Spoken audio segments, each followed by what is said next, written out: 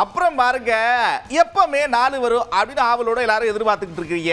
அதுக்கு இடையில ஏகப்பட்ட கருத்துக்களை சொல்லிட்டு இருக்கிறாங்க அரசியல் கட்சி தலைவர்கள். இப்ப செங்கோட்டையன் என்ன தெரியுமா சொல்றாரு? இங்க பாருங்க, புதிய வாக்காளர்கள்லாம் இருக்காங்கல்ல, ஏகப்பட்ட பேர், அப்ப ஏகப்பட்ட பேர் விசிலுக்கு ஓட்டு போட்டிருக்கிறாங்க அப்படின்னு சொல்றாரு.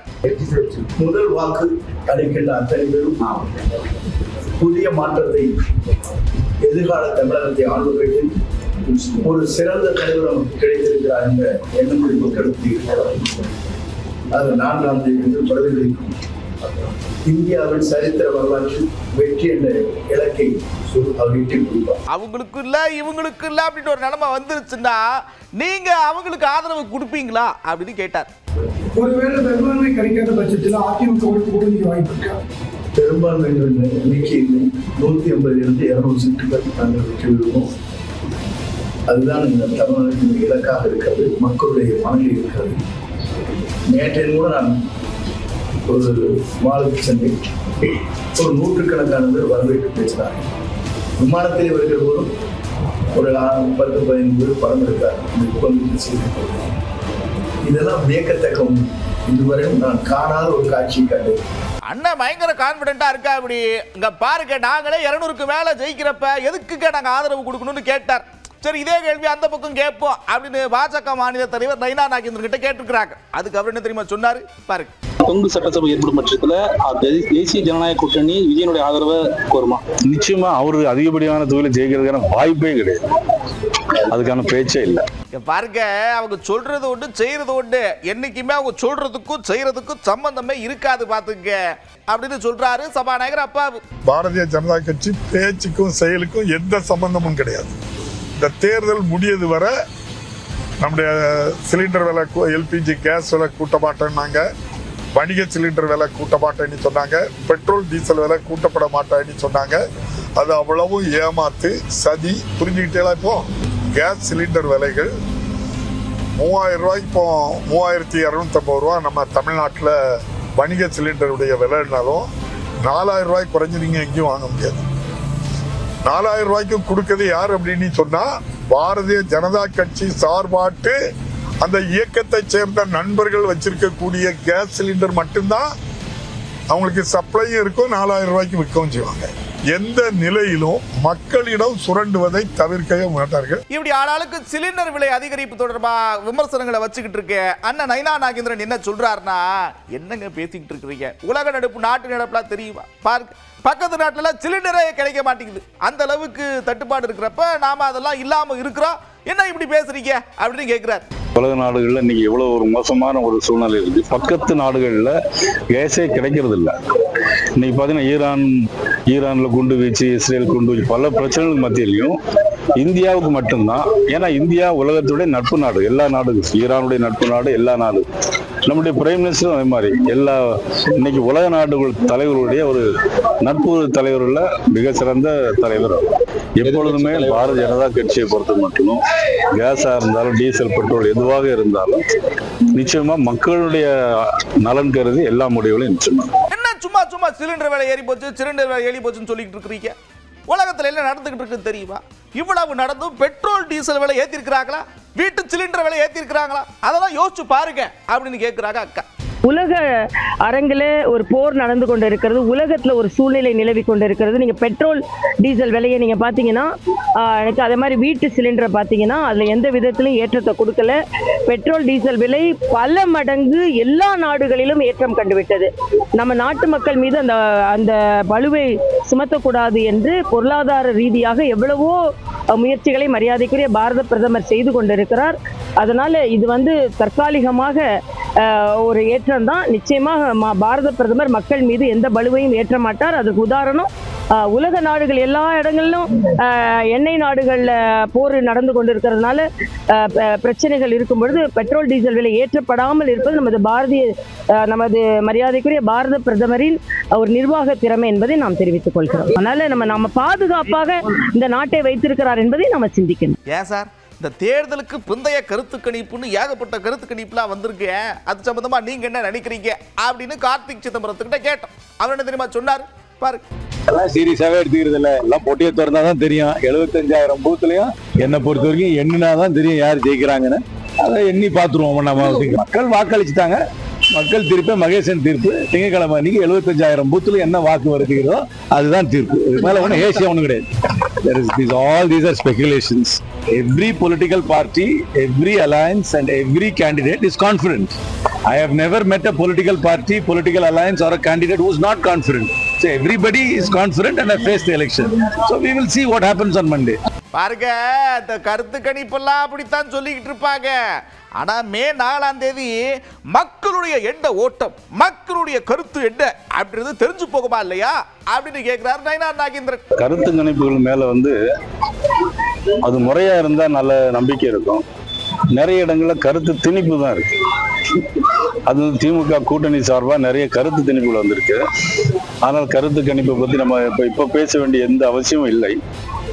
4ஆம் தேதி நிச்சயமா மக்களுடைய உண்மையான கருத்து கணிப்பு, மக்களுடைய உண்மையான எண்ணங்கள், அவங்களுடைய பிரதிபலிப்புகள், கடந்த 5 ஆண்டு காலத்தில் எவ்வளவு மோசமான முறையில் ஆட்சி நடந்தது என்பதை நாம் 4ஆம் தேதி நிச்சயமாக தெரிந்து கொள்ளும். தேர்தலுக்கு பிந்தைய கருத்து கணிப்புகள்லாம் ஒரே மாதிரி இருக்கே அப்படின்னு கேட்கவும் அக்கா அதுக்கு அவங்க ஸ்டைல என்ன தெரியுமா சொல்றாங்க?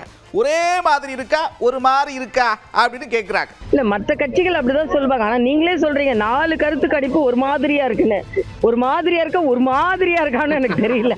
அதனால நான் ஏற்கனவே சொல்றது exit polls are not exact polls. அதனால அதுக்கு நம்ம உண்மையான தீர்ப்பு வர வரைக்கும் நம்ம காத்திருப்போம். அதனால ஒவ்வொரு இடங்களிலும் ஒவ்வொரு மாதிரி வர கருத்து கணிப்புகளை நம்ம இப்போ அதுக்கு பத்தி கருத்து சொல்ல வேண்டாம்னு நான் நினைக்கிறேன். பாருங்க, அவங்க ஆட்சி அமைப்பாங்க அப்படின்னு ஒரு கருத்து கணிப்பு சொல்றாங்க. அப்புறம் 16ல இருந்து 24 இடங்களை ஜெயிச்சிருவாங்க அப்படின்னு ஏகப்பட்ட கருத்து கணிப்புல எல்லாம் சொல்றாங்களே. இது சம்பந்தமா நீங்க என்ன நினைக்கிறீங்கன்னு கேட்டிருக்கிறாங்க. அதுக்கு அவர் என்ன தெரியுமா சொல்றாரு? ஏங்க ஜெயிக்கவே வாய்ப்பு இல்லை, அப்புறம் எப்படி ஆட்சி அமைப்பாங்க அப்படின்னு கேட்கிறார். ஆஃப்டர் போலிங் அது எனக்கு வாய்ப்பே இல்லை. பிஃபோர் போலிங் ஏதாவது இருந்தாக்கி தான் பார்க்கணும். இருந்தாலும் மக்கள் ஒரு ஆட்சிக்கு எதிரான மனநிலையில் தான் நிறைய பேர் இருந்ததாக நானும் கேள்விப்படுறேன். அது அரசு அதிகாரிகள், அரசு ஊழியர்கள் மற்றும் பாமர மக்கள், வியாபாரிகள் மத்தியிலும் சரி, பெண்கள் மத்தியிலும் சரி, மிகப்பெரிய அந்த அரசு இருக்கக்கூடாது என்கிறதுல ஒரு மிகப்பெரிய ஒரு மாற்றத்திற்கு நிச்சயமா ஒரு மாற்றம். உங்க பார்வையில விஜய் எத்தனை தொகுதி ஜெயிப்பாருங்க? என்னுடைய பொறுத்தவரை விஜய் எந்த தொகுதியிலும் ஜெயிக்கிறதுக்கான வாய்ப்புகள் இருப்பதா எனக்கு தெரியல. அதாவது கூட்டணி அமைச்சு தேர்தல் வாக்குப்பதிவுல நடந்து முடிஞ்சிருச்சு. இப்ப அண்ணன் ஒரு வருத்தத்தை வெளிப்படுத்துறார். யாரு? மார்க்சிஸ்ட் கம்யூனிஸ்ட் கட்சியினுடைய முன்னாள் மாநில செயலாளர் பாலகிருஷ்ணன் என்ன தெரியுமா சொல்றாரு? எனக்கு வருத்தம் அப்பா, ஒரே வருத்தம் என்னன்னா இடதுசாரிகளுக்கு உரிய அங்கீகாரத்தை திமுக கொடுக்கல அப்படின்னு குற்றச்சாட்டை முன்வைக்கிறார். வருகிற காலத்தில் திராவிட முன்னேற்ற கழகம் எப்படிப்பட்ட ஆட்சியை கடைபிடிக்க போகிறது என்பதை நாம் நிதானமாக பொறுத்திருந்து பார்க்க வேண்டிய அவசியம் இருக்கிறது. கடந்த காலத்தில் இந்த தேர்தலில் கூட மார்க்சிஸ்ட் கம்யூனிஸ்ட் கட்சிக்கும் இந்திய கம்யூனிஸ்ட் கட்சிக்கும் குறைந்தபட்சம் 6 இடங்களையாவது ஒதுக்கித்தர வேண்டும் என்று நாங்கள் எவ்வளவோ வற்புறுத்திய போதும் கூட திராவிட முன்னேற்ற கழக தலைமை அதுக்கு இடம் கொடுக்கவில்லை.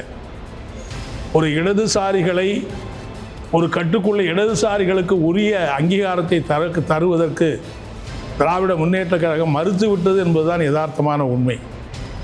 ஆனாலும் கூட பாஜகவுக்கு தமிழ்நாட்டில் இடமளித்து விடக்கூடாது என்கிற அடிப்படையில் இந்த மதசார்பற்ற முற்போக்கு கூட்டணியோடு இணைந்து நாங்கள் தேர்தலில் போட்டியிட்டோம். எனவே வெற்றி பெறுகிற இந்த ஆட்சி எப்படிப்பட்ட ஆட்சி அமையப் போகிறது என்பது கேள்விக்குறியாகத்தான் இருக்கிறது. தேர்தலுக்கு பிறகு திமுக ஆட்சி அமைந்தாலும் அந்த ஆட்சி கடைபிடிக்கக்கூடிய அந்த கொள்கையில் மக்கள் நலன் பாதிக்கிற போது நிச்சயமா மார்க்சிஸ்ட் கம்யூனிஸ்ட் கட்சி உறுதியான போராட்டத்தை முன்னெடுக்கும். தலைவர் திருமாவளவன் அடுத்து என்ன தெரியுமா சொல்றாரு? நாம் சராசரி அரசியல்வாதிகளைப் போல் செயல்பட்டிருந்தால், கூடுதல் இடங்களுக்காக ஆசைப்பட்டிருந்தால், மாற்றம் என்கிற பெயரில் நாம் வேறொரு முடிவை எடுத்திருந்தால், தமிழ்நாடு அரசியல் தலைகீழாக மாறியிருக்கும் என்பதிலே யாருக்கும் மாற்று கருத்து இருக்க முடியாது. அதை நாம் விரும்பவில்லை. நம்மால் இரட்டை இலக்கத்தை எட்ட முடியவில்லை. அதற்கு நான் முரண்டு பிடிக்கவில்லை. பேரம் என்கிற பெயரில் இழுபறி நிலையை உருவாக்கவில்லை. கூட்டணியில் ஒரு சங்கடமான சூழலை உருவாக்க நான் விரும்பவில்லை. அது கூட்டணியை பலவீனப்படுத்துவதற்கு காரணமாக அமைந்துவிடக்கூடாது, யாருக்கும் தீனி போடக்கூடாது என்கிற பொறுப்புணர்வோடு நானே ஒரு முடிவெடுத்து ஒப்பந்தத்தில் கையெழுத்திட்டேன். மேலோட்டமாக பார்த்தால் அது ஒரு ஏமாளித்தனம் போல் தெரியும். பொறுப்புணர்வோடு ஆய்வு செய்து பார்த்தால் அதில் நம்முடைய பெருந்தன்மையை புரிந்து கொள்ள முடியும். அடுத்த ஒரு விஷயத்துக்கு வராரு. என்னன்னா, எக்ஸிட் போல ஏகப்பட்ட விஷயம் வந்துருந்துச்சு. அதுல தாவேக்கு ஆட்சி அமைக்கும் அப்படின்ற தகவல்லாம் இருந்தது இல்லையா? அது சம்பந்தமா அண்ணன் என்ன சொல்றாரு அப்படின்னா, திமுகவுக்கு மாற்றாக அதிமுகவுக்கு மாற்றாக ஆட்சி அமைக்கக்கூடிய வலிமை தாவேக்காவுக்கு இல்லை அப்படின்னு சொல்றார். புதிதாக களம் காணுகிற தமிழக வெற்றி கழகம் திமுக அதிமுக ஆகிய இரண்டு கட்சிகளுக்கும் எதிரான வாக்குகளை பெருவாரியாக பிரித்து கொள்ள இருக்கிறார். ஆனால் தனித்த ஒரு சக்தியாக அவர் திமுக அதிமுக அல்லது திமுக கூட்டணி அதிமுக கூட்டணி ஆகிய இரண்டு கூட்டணிகளையும் பின்னுக்கு தள்ளி ஆட்சியை கைப்பற்றும் அளவுக்கான வலிமையை அவர் பெற்றிருக்கவில்லை. அதற்கான வாய்ப்பே இல்லை. ஆக எப்படி கணக்கு போட்டு பார்த்தாலும் திமுக வெற்றி பெறும், திமுக கூட்டணி வெற்றி பெறும் என்கிற போது நாம் போட்டியிடக்கூடிய 8 தொகுதிகளிலும் நாம் வெற்றி பெறுவதற்கான வாய்ப்பு மிக பிரகாசமாக இருக்கிறது என்று நான் நம்புகிறேன். அப்புறம் பாருங்க, மதுரையுடைய நிலவரம் என்ன அப்படின்னு அண்ணன் சொல்றாரு. என்ன சொல்றாருன்னா, மதுரையில் இருக்கக்கூடிய எல்லா தொகுதிகளிலையும் என்டிஏ தான் ஜெயிக்கும். அதுலயும் சுந்தர் சி இருக்காரு பாருங்க, அவர் ஏகப்பட்ட வாக்கு வித்தியாசத்துல ஜெயிப்பாரு அப்படின்னு சொல்றாரு. மதுரையில் இருக்கின்ற 10 சட்டமன்றக்கும் அனைத்து இந்திய அண்ணா திராவிட முன்னேற்ற கழகம் தேசிய முற்போக்கு கூட்டணியும் வெற்றி பெறக்கூடிய வாய்ப்பு இருக்கிறது. அதிலே சுந்தர் சி அவர்கள் மத்திய தொகுதியிலே மிக அதிகமான வாக்கு வித்தியாசத்திலே வெற்றி பெறுவார் என்று நம்புகின்றோம். மக்கள் அதற்கு தீர்ப்பளித்திருக்கிறார்கள். அதெல்லாம் சரிட, ஒட்டுமொத்தமா தமிழ்நாட்டு நிலவரம் எப்படி இருக்க போகுது? ஏடா விஜய் வேற இருக்கிறாரு களத்துல, ஏகப்பட்ட வாக்கு பிரிப்பாரு, அவர் ஏகப்பட்ட பர்சன்டேஜ் வாக்குவாரு, இப்படி ஏகப்பட்ட விஷயம் பேசப்பட்டு வருது இல்ல, எப்படி இருக்கும்? எதிர்பார்த்ததை விட எல்லாரும் 10,000 5,000 ஒரு தொகுதிக்கு வாங்குவாருங்கிறதுக்காக அதுபோல ஒரு 100 தொகுதிக்கு 15,000 வாங்குவார். அடுத்து ஒரு 100 தொகுதிக்கு 25-30 போவார்.